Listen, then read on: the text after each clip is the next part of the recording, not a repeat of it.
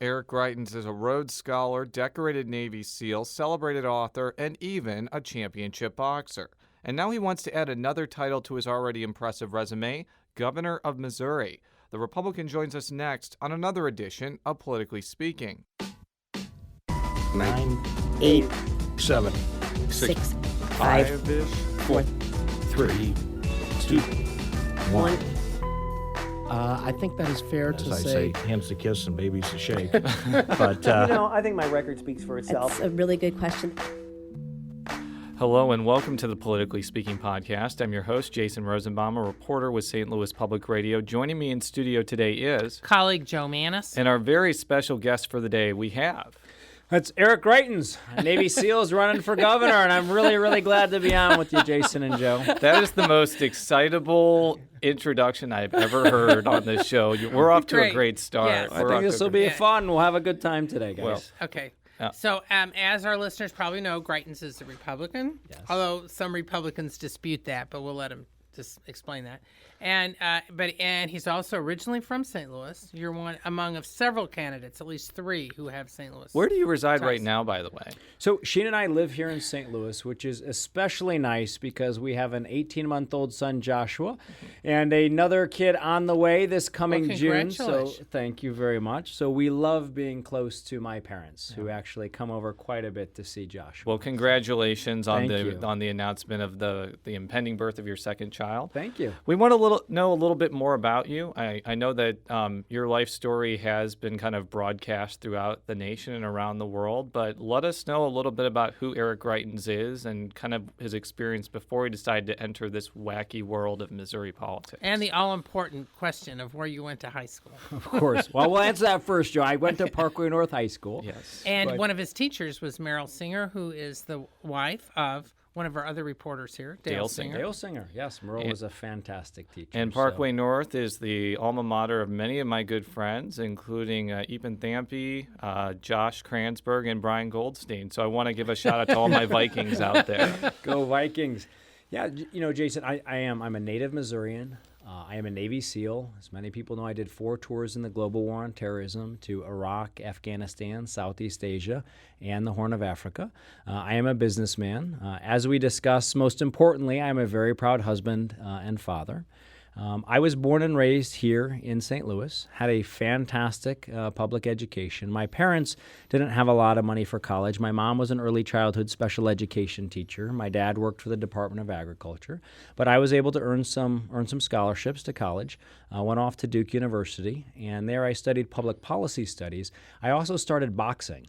So it was a great boxing gym down in Durham. Yeah, I did. I started boxing in Durham. It was a great boxing gym down in Durham, North Carolina. So I would be studying on campus in the afternoon, and then I'd hop in my car and drive down into the city. And my boxing coach was a guy named Earl Blair. Earl had grown up tail end of the Depression, served in the military at the end of World War II, and Earl had spent a lot of his life raising young men through boxing.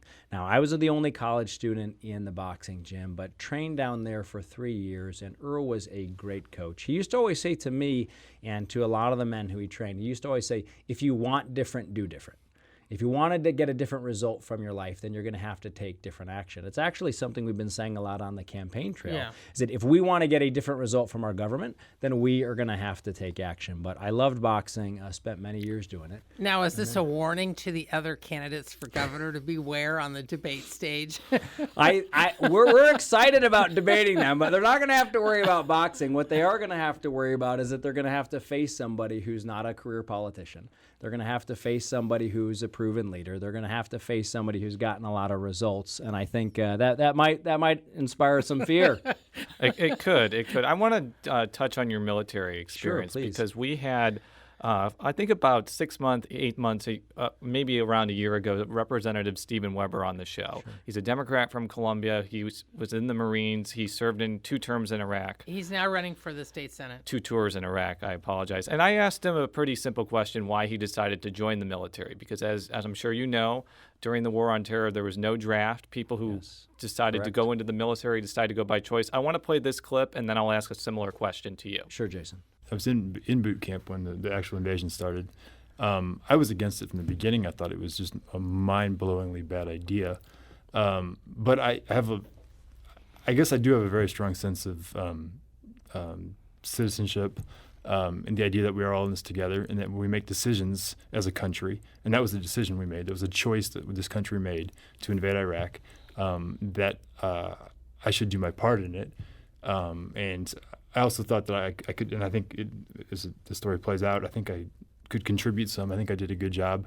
I went back a second time. I was a squad leader, and I think that I was able to help some other Marines get through the process and get through the war, which I think is incredibly valuable.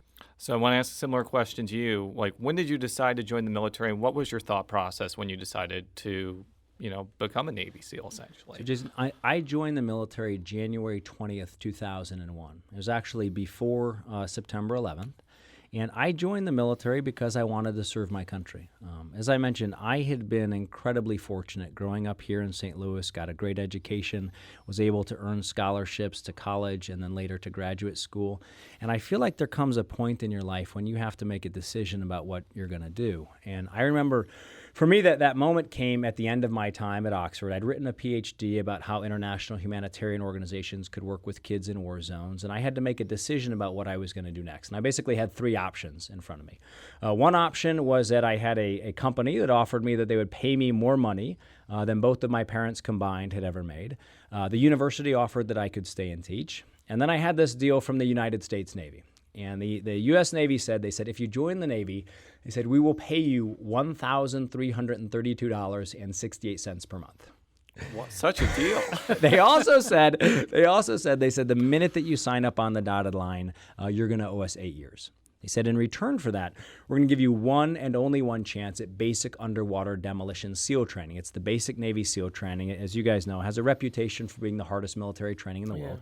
They said only 10% of the candidates who start this training actually make it through. They said if you make it through, you'll be on your way to being a Navy SEAL. But if you don't, you're still going to owe us 8 years, and we're going to tell you where and how you're going to serve. Now, the reality is it's not really a great recruiting pitch. But the reason I took an oath to defend our country and defend our Constitution is because I do think that there comes a point in all of our lives when we have to make a decision to stand up and to fight for what we believe in. And for me, that moment came. And I was proud to join the military. So when you made that decision, it changed your life forever because joining before September 11th meant that through that 8-year commitment. From what I've read, you were in Iraq a few times. I think you were in Afghanistan. You were in Southeast Asia, and you were in the Horn of Africa. And I think that you saw some pretty heavy-duty combat. I'm sure you saw things that many civilians don't ever see. Like, how did that affect your life and your mindset going forward? Well, it has a major effect. And one thing I will tell you, and this just picks up on what I heard on the clip, you have the opportunity to serve with incredible Americans from all over this country. And they come together, black, white, Asian, Hispanic, rich, poor, from every corner of this country. They all come together to serve. And I did 4 deployments. I was in Afghanistan in 2003, Southeast Asia in 2004, where I was the commander of a Mark V detachment. A Mark V is an 82-foot really fast boat that has a bunch of guns and sensors on it. We did counterterrorism operations there. I worked in the Horn of Africa in 2005 as the commander of a Joint Special Operations Task Unit. And then 2006, 2007, I was in Iraq. And when I was in Iraq, I was serving as the commander of an al-Qaeda targeting cell. So as the commander of an al-Qaeda targeting cell, my unit's mission was to capture mid to senior level al-Qaeda leaders. We'd go out and we'd run capture-kill operations every night against mid to senior level al-Qaeda leaders. And my life did change profoundly throughout all of that service, but it was also the case March 28th, 2007. My team had been on an operation till about 2 o'clock that morning. At 6 o'clock that morning, we came under attack. A couple mortar rounds came in, and my team was actually hit by a suicide truck bomb. Now, I ended up being okay. I was taken later that morning to the Fallujah Surgical Hospital. I was treated there. I was able to return to full duty 72 hours later. But a lot of my friends, some of whom are sitting an arm's length away from me, were hurt a lot worse than I was. And so when I came home, I went to Bethesda to the Naval Hospital to visit with some recently returned wounded Marines. And you walk into one of those hospital rooms, you're talking with very young men and women. They are often 19, 20, 21 years old. And I walked in, I asked everybody a little bit about their units, about their deployments. We joked a little bit about our different hometowns. And then I said to each one of them, I said, tell me, what do you want to do when you recover? and they all said to me, I want to return to my unit. They all said, I want to return to my unit. Now, the harsh reality was for a lot of those men and women is that they were not going to be able to return to their unit. One guy lost both of his legs, another lost use of his right arm, part of his right lung, another lost a good part of his hearing. And what I had learned doing the humanitarian work, working with kids in Cambodia who'd lost limbs to landmines, working in one of Mother Teresa's homes for the destitute and dying, working with kids who were street children in Bolivia, was that in situations of tremendous hardship and tremendous difficulty, the most serious injury for people isn't a physical injury. The most serious injury comes when people lose their sense of purpose, when they lose their sense of team and their sense of meaning. And that's what was happening to the men and women who I was visiting in the hospital. You know, we have some honorable and heroic people in the VA. Let's be very clear, some honorable and heroic people in the VA. But it is now also, unfortunately, a giant government bureaucracy. We spent over $160 billion on it last year. It has 325,000 full-time employees. And what they would say to me, Jason, and they'd say to my fellow veterans, is they'd say, look, if you're 60% disabled, we will pay you as if you're 100% disabled as long as you don't work. So all of the incentives were aligned the wrong way so that my friends who had come home, who were proud, productive people, came home and they got stuck in this system that was almost designed to make them think as if they were disabled and a burden for the rest of their lives. So I walked out of the hospital room that day, called a couple of my friends, I told them a little bit about what I had seen, and we decided that we were going to do something about it. We were going to change this. So I donated my combat pay from Iraq. They put in money from their disability checks, and that's how we started The Mission Continues. Tell us a little bit about Mission Continues, because I think it started off as kind of a, I don't want to say a fledgling effort, but definitely a small-scale effort that's grown exponentially over the last few years. Actually, to call it fledgling would be a huge compliment for where it was at the very beginning. You're exactly right. I mean, look, at the very beginning when we started this, I had an idea that I wanted to change one life. I wanted to save one life. I wanted to do something for my fellow veterans who were coming home. And I was living here in Missouri, empty apartment on an air mattress with this idea that we could make sure that as veterans came home, every single one of them could find a way to come back home and live a life of purpose and dignity and meaning again here at home. It was a big mission, but we started by trying to change just one life. And if you want, I'll tell you just one really quick story. Sure. Or the first veteran who we worked with here in Missouri was a guy named Tim Smith. Now, Tim, kid from South St. Louis, joined the United States Army. He's overseas serving in Iraq. Tough deployment. Sees 8 of his friends killed one day and other friends carried off the battlefield wounded and disabled. When Tim came home, he was dealing with some physical injuries. He also found himself every night, he's waking up, he's looking for his rifle underneath his bed, he's having some trouble relating to his wife, to his one young son, and Tim was struggling with post-traumatic stress disorder. Now, I believe that if you really want to lead, then when you sit down with people, you have to be willing to tell them not just what they want to hear, but also what they need to hear. And when I sat down with Tim, I said to him, Tim, look, you have a tremendous amount still to offer to our state, our community, our country, but you are also going to have to make some tough decisions and better choices. We put Tim through our program at The Mission Continues, where we asked all of our veterans to go back into our communities and serve again. They worked at Habitat for Humanity, at Big Brothers Big Sisters, at Boys and Girls Clubs. They started to serve again in the community. As they did so, they started to rebuild a sense of purpose. At the same time, we connected them with private sector mentors. Today, Tim Smith, who could have spent the rest of his life on welfare and disability, instead, he runs his own business. It's a business right here in Missouri, Patriot Commercial Cleaning. He's got 49 commercial cleaning contracts, and he's hired 42 other veterans. And what we did this, with Tim Smith, and then we did it with another veteran and another veteran. Today, as we sit here, we're working with 5,000 veterans around the country. And we've had over 100,000 people who've come out to volunteer with us, to serve with us, to become part of this movement, to make sure that every veteran who comes home is welcomed home. Now, the obvious question is here. You can list all the things that you've done in your life. Navy SEAL, businessman, Mission Continues founder, boxer, author as well. You've written 3, I think, very well-received books. Thank you, Jason. Thank you. Why would you want to go into Missouri politics and run for governor? It seems like it might be more trouble than it's worth for the average person. Well, look, it's certainly a tough mission, but we're taking this mission on because we believe, and I believe, that government is broken in Missouri. that it's no longer government that really serves people and works for people in Missouri, and that instead we have too many people who are struggling around Missouri, people who are hurting.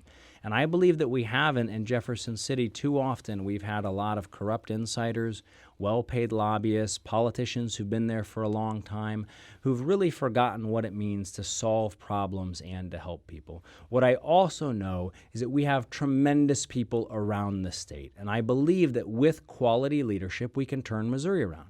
I believe that with quality leadership, we can build a Missouri that we are proud to pass on to our kids. And I believe that with quality leadership, we can see that our best days are still ahead of us here in Missouri. You know, when we started this with The Mission Continues, people said, how are you possibly, with a giant VA bureaucracy, with everything that's happening, how can you possibly change the way that this generation of veterans is welcomed home? And we said, we're going to do this one life at a time.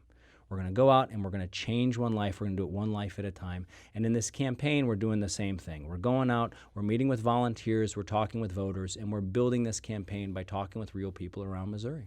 Now, there are several governors in other states who have not held any other political office before. I'm thinking like Rick Scott in Florida, you know, Rauner in Illinois next door, Rick Snyder in Michigan, if I'm correct. You're correct. And they've had kind of mixed, they're all three Republicans in this case, but they've had kind of mixed results. Some of them have come under fire over the years, Scott in particular. The basic complaint has been that they didn't know enough about government and that they don't understand some things. And when you're a big CEO or whatever, you have a different relationship with the people under you than you do when you're governor. And some of your Republican rivals are already doing some whispering about that, I think. How, even though you're not the only one of the Republican candidates who hasn't held office before, I'm interested in your take on how you respond to that, and how you would be able to come in to Jeff City when you've never been there in any capacity at all. Yeah, so, you know, the question is really about how do you understand problems and how do you create solutions? And that's what I've done my whole life as a Navy SEAL, doing humanitarian work, working with veterans. And the answer to that is you have to go to the front lines. I actually think the problem is that politicians in Jefferson City aren't actually out on the front lines. And we're doing this, so for example, as part of the campaign, I went down and I worked a shift in the emergency room at Cox Hospital in Springfield, because I wanted to see what does it actually look like to see patients who are coming in 1 every 4 minutes, 7 out of 8 of whom don't need to be in the emergency room. I actually went out with our police officers and I did a raid on a drug house because I wanted to see what this actually looked like. With my campaign just 2 weeks ago, we gathered our volunteers and we went out to Arnold, Missouri, and we did flood cleanup. We worked out there for hours, actually cleaning out a couple of couples, cleaning out their basements, helping people who needed help. What I found is if you're willing to go to the front lines and you're willing to see what real people are seeing, you have a genuine understanding of the problems, which helps you to create a solution. You know, just the other day, for example, I was down at Roberson Elementary School. It's a school in Springfield, Missouri. There's a young girl there. She's in 3rd grade. And both of her parents are meth addicts. Now, you think about what it takes to actually help. And this girl, talk about courage and resilience. She shows up to school every single day. But in order to understand how to help her, you have to talk to her parents and her principal and leaders in her church community and in her community. You have to talk with her foster parents.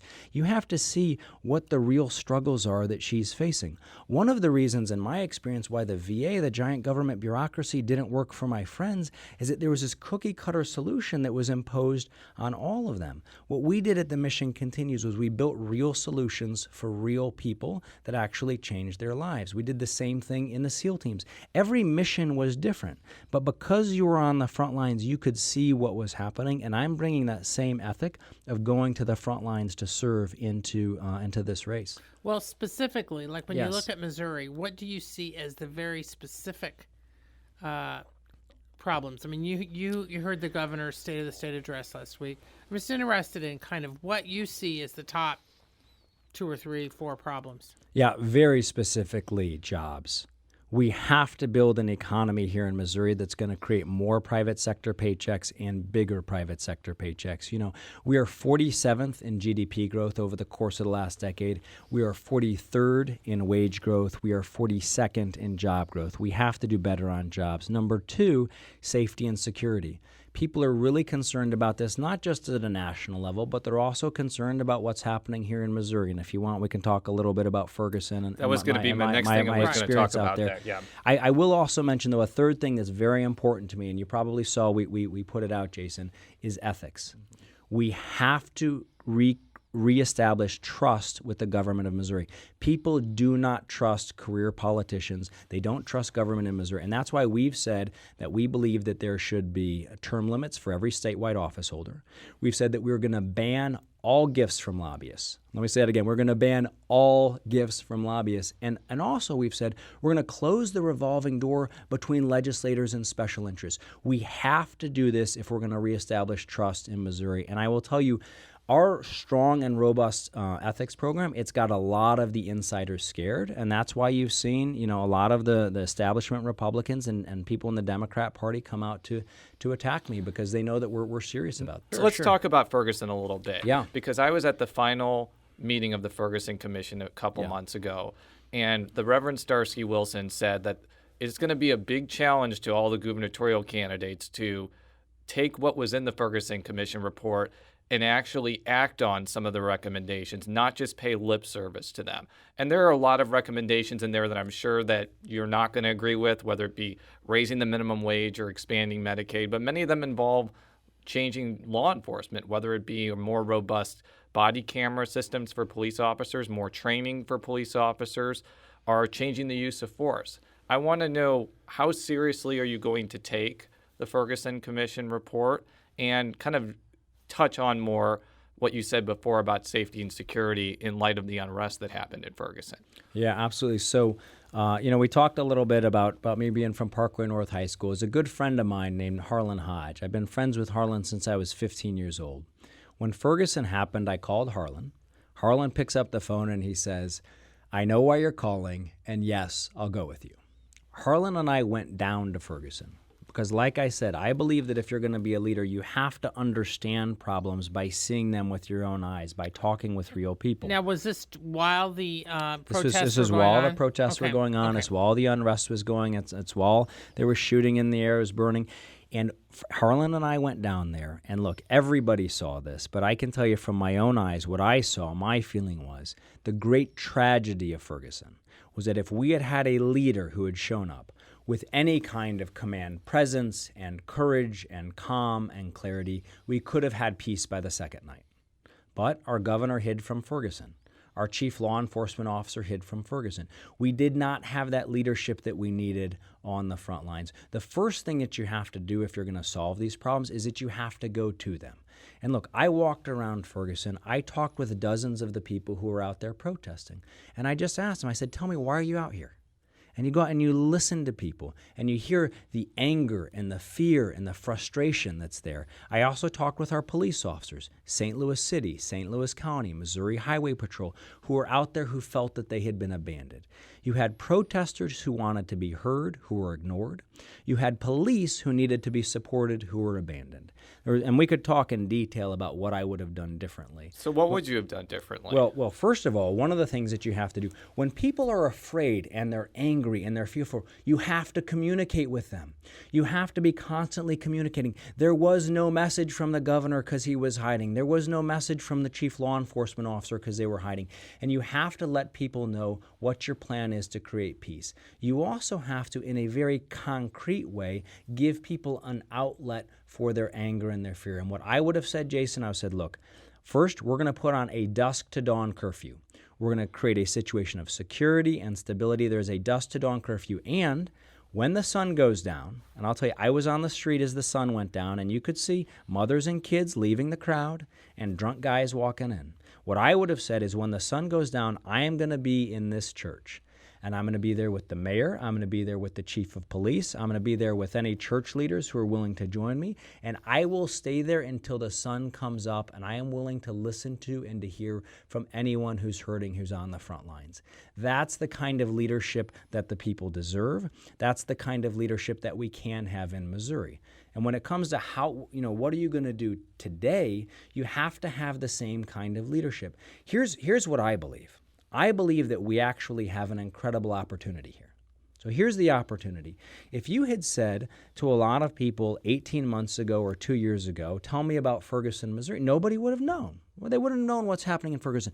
People now know that there's a problem. People now know that there's a challenge. People now know that there are kids down there, a lot of those kids who can't read, who feel disconnected. People know that there's a challenge. And I believe, I mentioned to you my mom was an early childhood special education teacher. She's done incredible work for decades. If I go to my mom, if I go to other people in Kiwanis clubs, in Optimist clubs, and I ask them to volunteer, to get engaged with the Boys and Girls Clubs, to get engaged in schools, to help to tutor these kids, give them a sense of belonging, provide them and their families support. People are willing to step forward, and I know this because I've done it.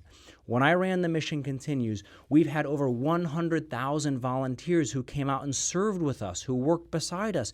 People are willing to step forward. They are willing to take on tough missions, but they need a leader who recognizes their strengths and who's willing to call on them. And I think we can do that here in Missouri. Now, the reason people were out there protesting is, especially among the African-American protesters, they feel that there's a disconnect between law enforcement and the African-American population, not just in Ferguson, but throughout St. Louis. Well, and it's not just law enforcement. They also believe that, they also see economic disparity. As well. There's a lot of, and some of this goes back decades, but it really came to a, Do you feel like the protesters have a valid concern there? And if so, what would you do about it as governor? Look, there are people, protesters and around Missouri, who have a whole series of concerns that are valid. They feel like they are disconnected from their government. They feel like government isn't working for them. They feel like they don't have any voice in government. And then these problems happen, and again, the leaders don't even have the courage to go to the front lines and to listen to them. I think you guys may know, when I came back from Iraq, one of the things that I did, we were working in a very violent, difficult, terrible situation in Fallujah. Every time we left the compound, we'd get RPGs shot at us, snipers would shoot at us, IEDs would go off. We were part of a team, though, and this wasn't just me, it wasn't just my team, that was able to create substantial peace and security in Fallujah. So when I came home, one of the things that happened is that there were a number of police organizations who asked me to come out and to work with them. And I'll tell you, there's amazing things that we can do together as a community.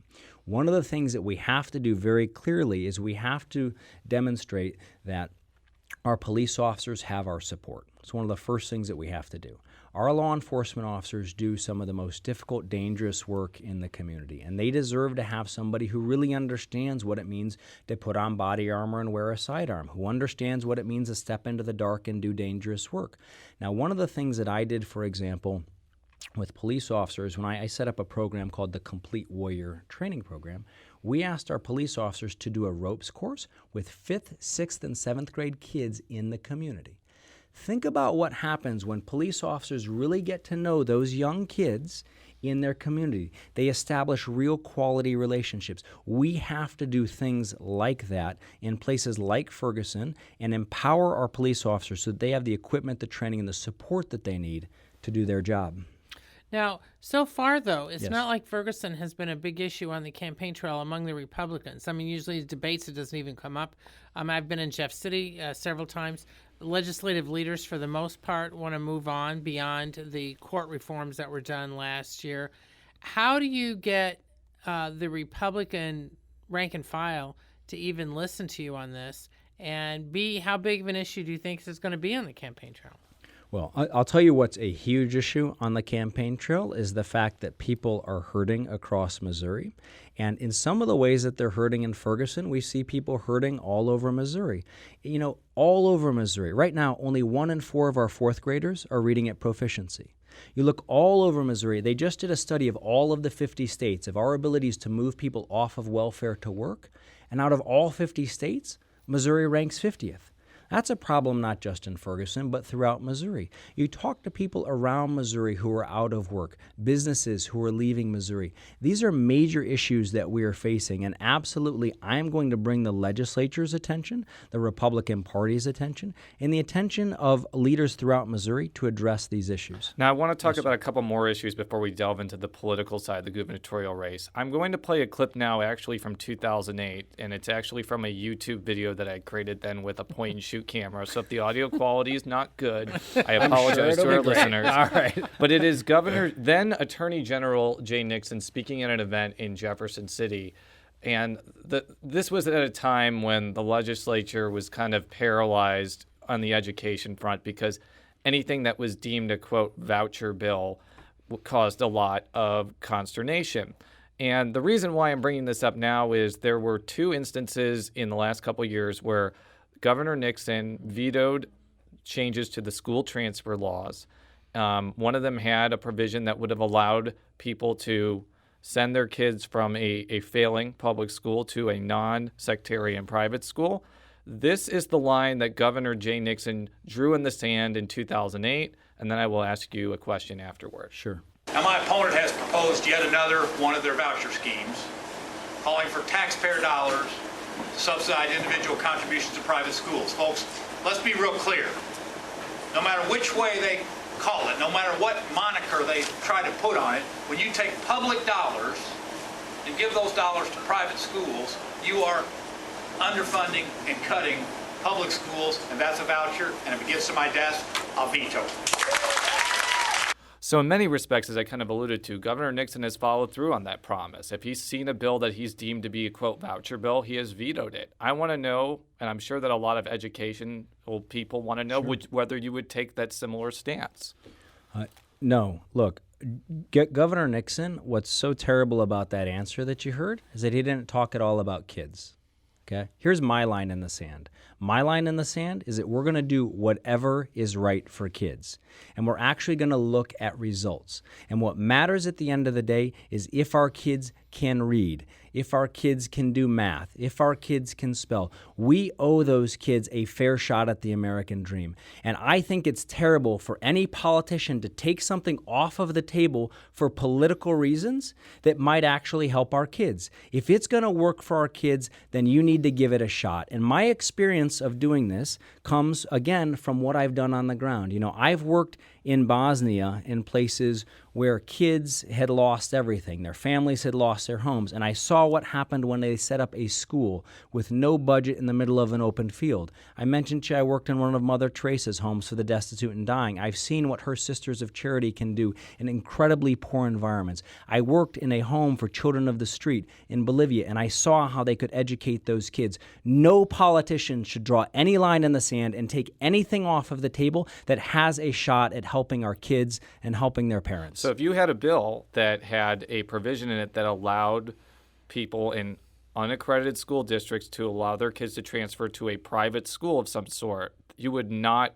just dismiss that type of bill off the table. Is that what you're saying? I will consider anything that will make our schools better for our kids. I will consider anything where there is quality evidence to show me that this is going to change the lives of our kids. You know, I mentioned that girl who I saw down at Roberson Elementary. You guys mentioned the books that I've written. I've written one book for kids. It's called The Warrior's Heart. And when I wrote that book, I also did lots of visits to schools, and you visit middle schools, and you talk with these kids. Those kids don't have a lobbyist.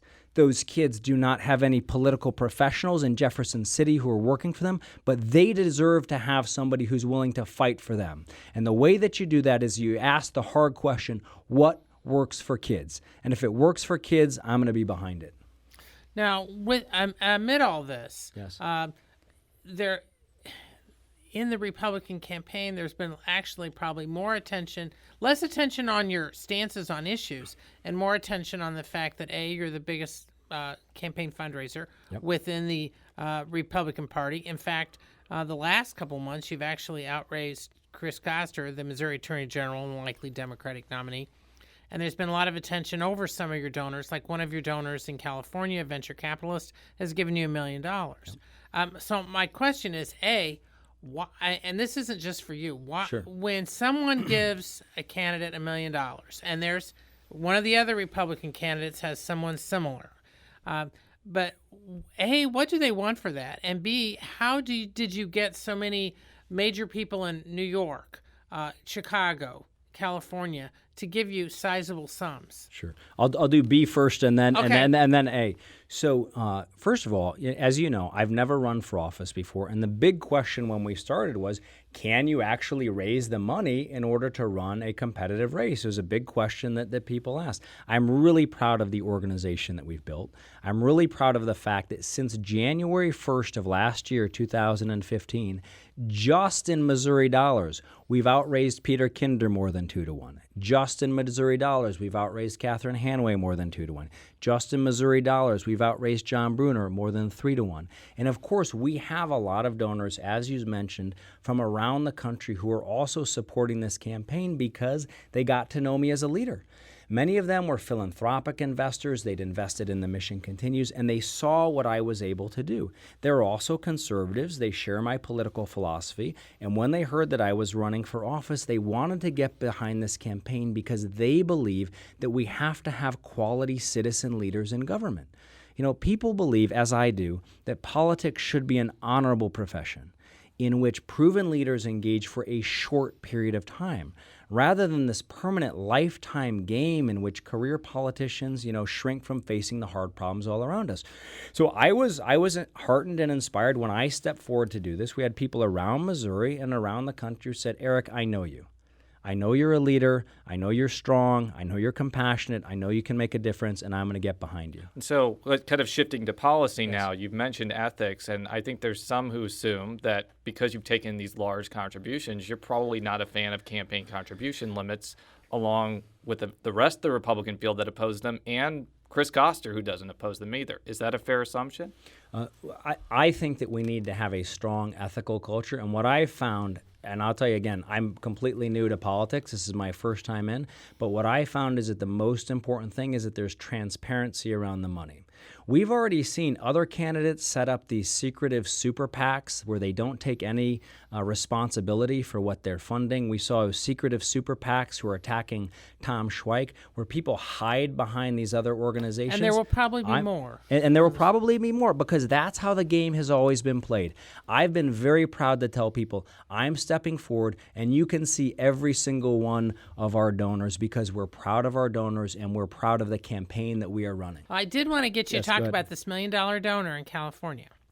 Mike Gogan is a major investor in this campaign. He's somebody who's gotten to know what I've done for The Mission Continues. He is a patriot. He's a great supporter of the Second Amendment. He's someone who believes that we have to have strong conservative leadership in the country. And just like philanthropic donors, I raised millions of dollars for The Mission Continues around the country. There were people who were willing to invest because they care about the future of the country. Mike's done well for himself. He cares about the future of the country. And I'm honored that he's invested in my leadership.